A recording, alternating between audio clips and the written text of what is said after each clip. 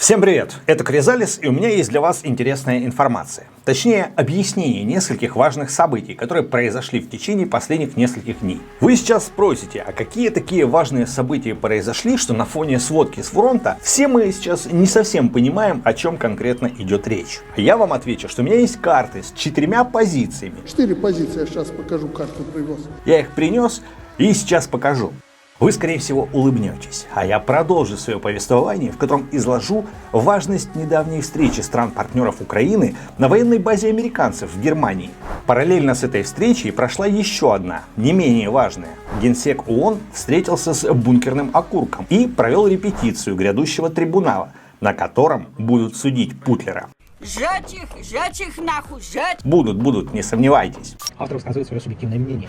Но давайте все по порядку. Начнем, пожалуй, с самого важного – окончательного формирования антипутинской коалиции. Как вы сами можете догадаться, до начала полномасштабного вторжения армии бункерного окурка на Украину репутация нашей страны в мире была, мягко говоря, не очень крепкой. Конечно, мы и сами во всем виноваты, так как не уделяли должного внимания политической жизни в стране и на выборах позволяли себе фривольность голосовать за недостойных. Сейчас без фамилий, а в принципе про то, что мы последние 30 лет избирали во власть, как правило, всяких клептократов и дегенератов, которые воровали и разваливали страну. Ну согласитесь, так или нет? Конечно, из года в год сознательность избирателей в Украине расширялась.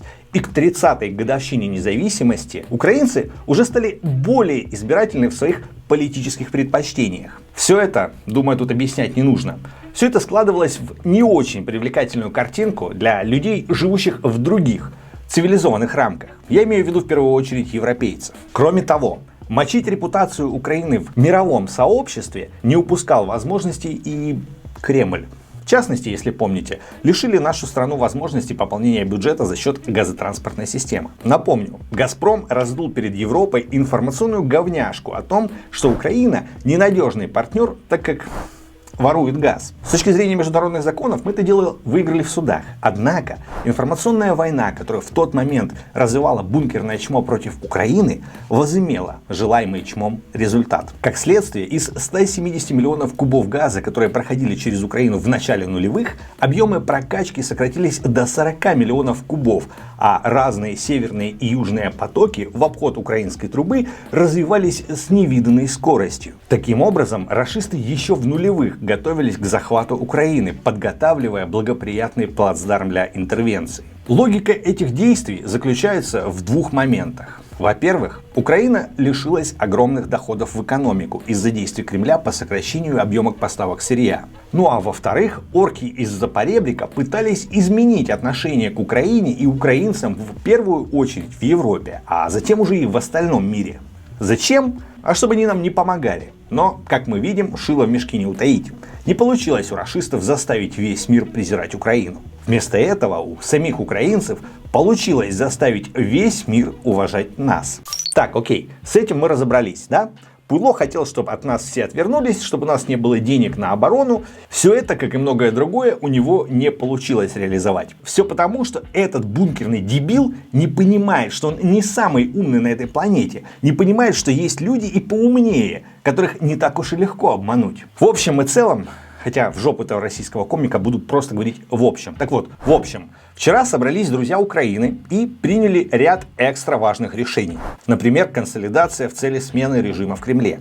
Кроме того, США проталкивают решение в виде признания Рашки страной-агрессором. Казалось бы, что может дать такой титул стране? В чем тут подвох? Зачем это делать? А ответ на этот вопрос до банальности прост. Международные законы и конвенции, которые в цивилизованных странах создавались исключительно для одной единственной цели – чтобы им следовать. Рашка болт кладет на все правила и конвенции ведения войны, поэтому она и Рашка, или Аркастан, Мордор, словом Параша. Если все другие страны в мире начнут вести себя точно так же, то, очевидно, также превратятся в варварскую прорашку. Но этого же никто не хочет, так ведь? Поэтому умные люди всегда найдут рациональный выход из сложившейся ситуации. Как только Рашку признают страной-террористом, в силу вступают совсем другие правила поведения с такими товарищами. В частности, развязываются руки на нанесение ударов по объектам на территории самой Рашки. Вы скажете, что мы и так уже лупим рашистов на их земле. А я вам отвечу, что может быть и лупим, а может быть и нет.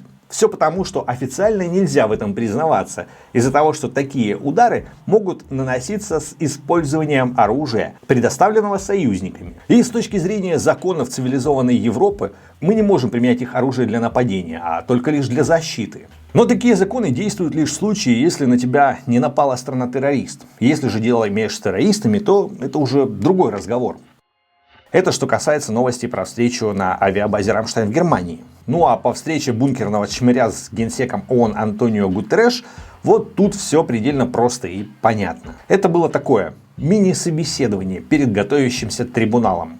Генсек ООН задавал бункерному прямые вопросы, на которые чмо отвечало как первоклассник на уроке физики. Лепетала бред про то, что вторжение было согласовано с уставом ООН, что в Мариуполе боевых действий не ведется и гражданских лиц там нет. Антонио Гутерреш сообщил бункерному, что владеет достоверной полноценной информацией и не нужно ему лапшу на уши вешать. По итогу они вроде как договорились, что ООН еще пару-тройку дней промониторит ситуацию, а после совместно с Организацией Красного Креста направит гуманитарную миссию для эвакуации гражданского населения с территории Азовстали. Бункерный вроде согласился, но после дал заднюю. Чем все по итогу закончится, мы увидим через несколько дней. Одно ясно наверняка. Одни из самых сильных стран в мире сплотились вокруг Украины с целью разгрома путинского режима. Чем все это закончится, а главное когда? На этот вопрос у меня есть ответ. Однако озвучу его в следующем видео. Тема выпуска будет «Когда закончится война?». Ну или что-то в этом духе. Я возвращаюсь в эфир Ютуба после двухмесячной паузы. И у меня есть к вам просьба, друзья, огромнейшая просьба. Помогите, пожалуйста, мне с мотивацией для выпуска моих видео. Я не прошу пожертвований на развитие канала, не прошу жертвовать на нужды ВСУ, надеюсь, вы это и так делаете. Я очень сильно прошу каждого из вас поставить лайк под этим видео, обязательно подписаться на канал, написать пару-тройку комментариев и поделиться роликом с друзьями. Ничего сложного, намного легче, чем создавать видео. Уверен, вы справитесь. Спасибо всем и каждому, спасибо ВСУ, слава Украине и до скорых встреч. Надеюсь, эта встреча уже будет завтра. Но все зависит от ваших лайков и активности. Пока!